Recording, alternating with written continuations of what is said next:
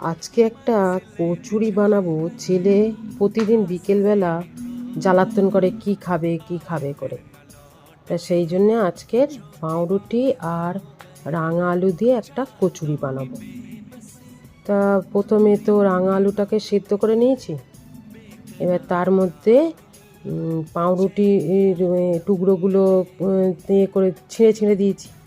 অন্যদিকে মটরশুঁটি, আদা, কাঁচা লঙ্কা পেস্ট করে নিয়ে আর কড়াইয়ের মধ্যে মৌরি ফোড়ন দিয়েছি, দিয়ে ওই পেস্ট করাটা তুলে দিয়েছি, দিয়ে ওর মধ্যে নুন, হলুদ, লঙ্কার গুঁড়ো দিয়ে পুর বানিয়ে নিয়েছি।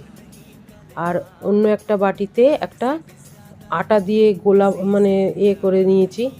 এবারে রাঙা আলু আর পাউরুটিটাকে মেখে বাটির মতো করে ওর মধ্যে পুরটা ভরে আর গোলায় ডুবিয়ে আর তেলে হালকা ফ্রাই করে নিয়ে রেডি হয়ে যাবে রাঙা আলু পাউরুটি দিয়ে কচুরি।